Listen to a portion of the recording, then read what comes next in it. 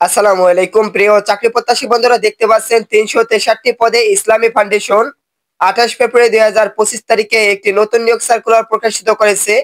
সার্কুলারটিতে সকল জেলা থেকে আবেদন করা যাবে। সার্কুলার সম্পর্কে ভিডিওতে আমরা বিস্তারিত আলোচনা করব।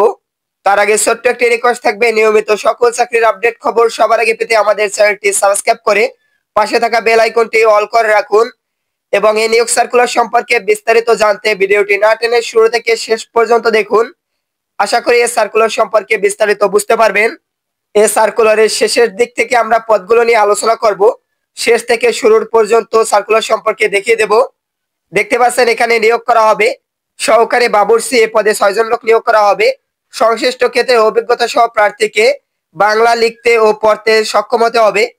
এটি হলো সহকারী বাবুর্চি। এরপর নিয়োগ করা হবে বাবুর্চি, পদটিতে 7 জন লোক নিয়োগ করা হবে। সংশ্লিষ্ট কাজে অভিজ্ঞতা সহ প্রার্থীকে বাংলা ও ইংরেজি পড়তে সক্ষম হতে হবে। এরপরে দেখতে পাচ্ছেন পরিচ্ছন্নতা কর্মী নিয়োগ করা হবে, এখানে 12 জন। 8ম শ্রেণী পাস বা সমমানের পাস হতে হবে। ঝাড়ুদার সম্প্রদায়ের প্রার্থীদের অগ্রাধিকার দেওয়া হবে। নিরাপত্তা প্রহরী নিয়োগ করা হবে 9 জন। 8ম শ্রেণী পরীক্ষায় উত্তীর্ণ সহ সামরিক বাহিনী ও পুলিশ বাহিনী বা আনসার বাহিনী অবসরপ্রাপ্ত সদস্যদের অগ্রাধিকার দেওয়া হবে। অফিস সহায়ক নিয়োগ করা হবে, দেখতে পাচ্ছেন 85 জন। এখানে 2 জন লোক নিয়োগ করা হবে, অস্থায়ী এবং স্থায়ী নিয়োগ করা হবে 83 জন। আবেদন করার জন্য এখানে মাধ্যমিক স্কুল বা সমমানের শিক্ষাগত যোগ্যতা থাকতে হবে। মেস ক্লিনার নিয়োগ করা হবে 1 জন। 8ম শ্রেণী পরীক্ষায় উত্তীর্ণ হয়ে থাকলে আবেদন করতে পারবেন বা সমমানের শিক্ষাগত যোগ্যতা থাকলে আবেদন করা যাবে। এরপরে দেখতে পাচ্ছেন নিয়োগ করা হবে অডিও ভিজুয়ালাইজেশন অপারেটর, 5 জন লোক নিয়োগ করা হবে মাধ্যমিক স্কুল পরীক্ষায় উত্তীর্ণ সহ প্রজেক্টর পরিচালনা এবং সংশ্লিষ্ট মেশিন ম্যান, প্রজেক্টর পরিচালনা এবং সংশ্লিষ্ট মেশিনপত্র সংরক্ষণে 3 বছরের অভিজ্ঞতা থাকতে হবে। খাদেম নিয়োগ করা হবে 8 জন। আলিম বা দাওরা হাদিস পাস থাকতে হবে। ইলেকট্রিশিয়ান নিয়োগ করা হবে 2 জন। আবেদন করতে পারবেন কোন শিক্ষিত ইলেকট্রিক্যাল ফার্মে, মোটর স্টারে ইলেকট্রিক্যাল যন্ত্রপাতি, ওয়েল্ডিং কাজে 3 বছরের অভিজ্ঞতা সহ মাধ্যমিক স্কুল সার্টিফিকেট বা সমমানের পরীক্ষায় উত্তীর্ণ থাকতে হবে এবং ইলেকট্রিক্যাল লাইসেন্স বোর্ড হতে BC লাইসেন্সধারী থাকতে হবে, তাহলে পদটিতে আবেদন করতে পারবেন। এরপরে যে পদটি নিয়ে আমরা আলোচনা করব, দেখতে পাচ্ছেন এটি হলো অ্যাপ্রেন্টিস, এই পদের লোক নিয়োগ করা হবে 4 জন। 8ম শ্রেণী পরীক্ষায় উত্তীর্ণ হয়ে থাকলে আবেদন করতে পারবেন। এছাড়া উচ্চ শিক্ষা যাদের রয়েছে তাদের অগ্রাধিকার দেওয়া হবে। গ্রুপ লিডার নিয়োগ করা হবে, এখানে দেখতে পাচ্ছেন 3 জন। HSC বা সমমানের পরীক্ষায় উত্তীর্ণ হয়ে থাকলে আবেদন করতে পারবেন।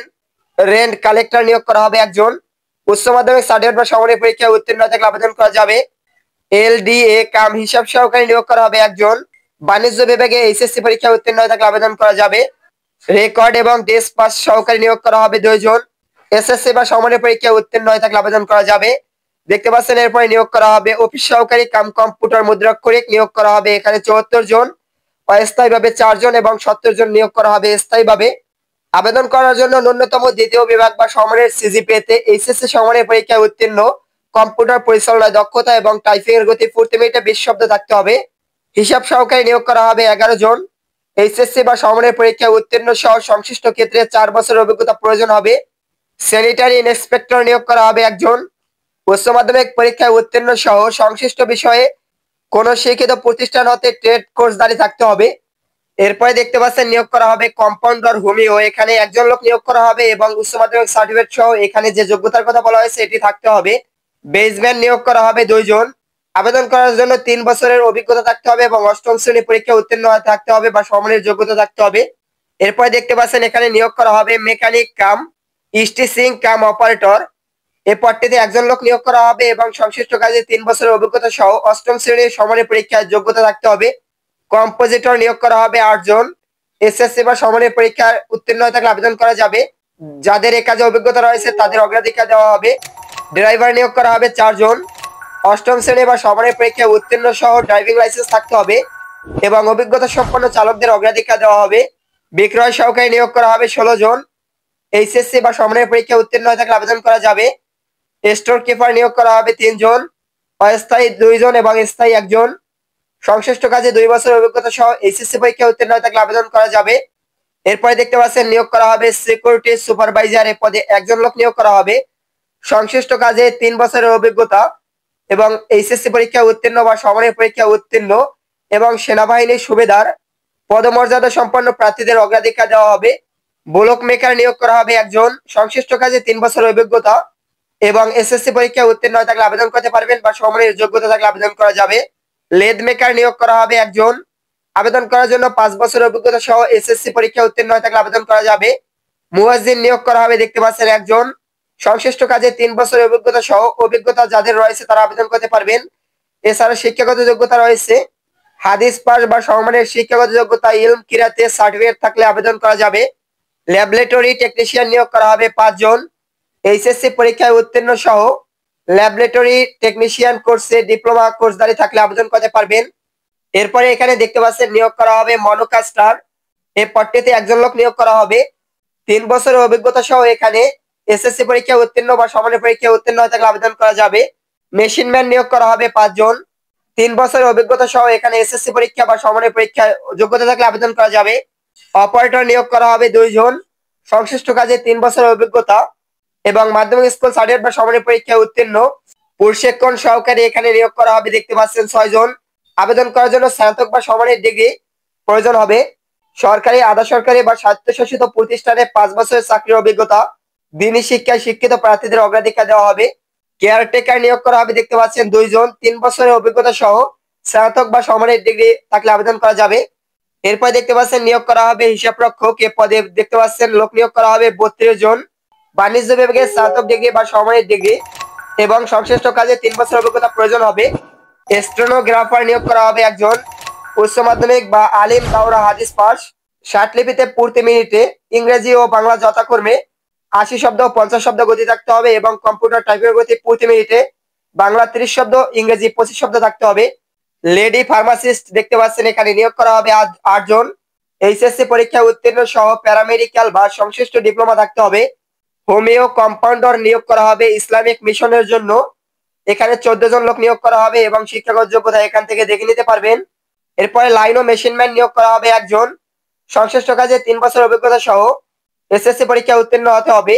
ক্যাটালগার নিয়োগ করা হবে একজন, ফাজিল অথবা কামিল অথবা সমমানের শিক্ষাগত যোগ্যতা থাকলে এছাড়া প্রয়োজন হবে লাইব্রেরি লাইসেন্স, ডিপ্লোমা এবং ক্যাটালগার তৈরির কাজে 3 বছর অভিজ্ঞতা থাকতে হবে।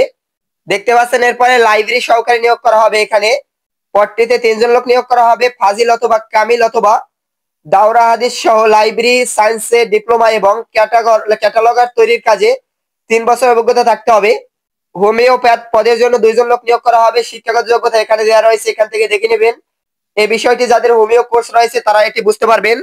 ফার্মাসিস্ট নিয়োগ করা হবে 9 জন, স্নাতক ডিগ্রি বা সমমানের ডিগ্রি, দাওরা হাদিস 500, ফার্মাসিস্ট ডিপ্লোমা থাকলে এখানে আবেদন করা যাবে।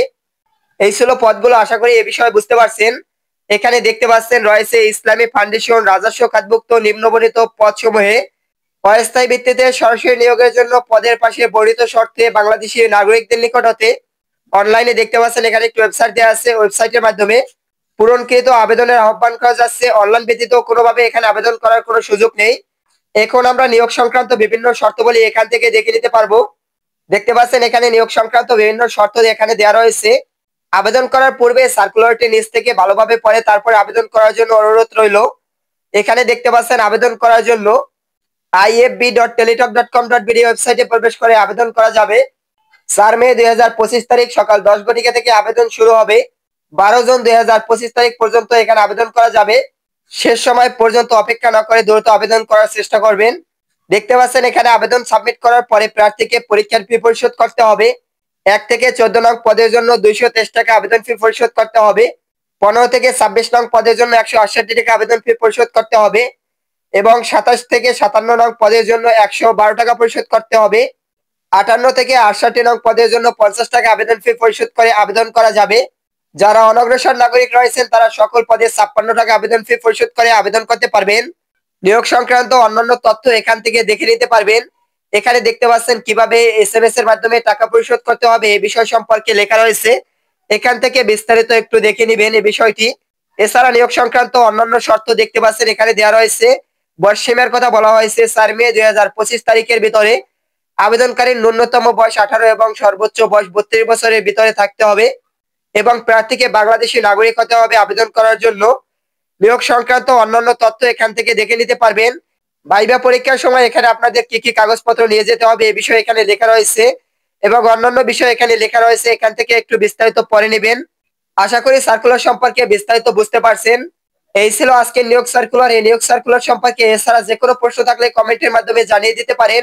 নিয়মিত সকল চাকরির আপডেট খবর সবার আগে পেতে আমাদের চ্যানেলটি সাবস্ক্রাইব করে রাখুন এবং ভিডিওটি ভালো লাগলে ভিডিওটিতে একটি লাইক করুন। ধন্যবাদ সকলকে।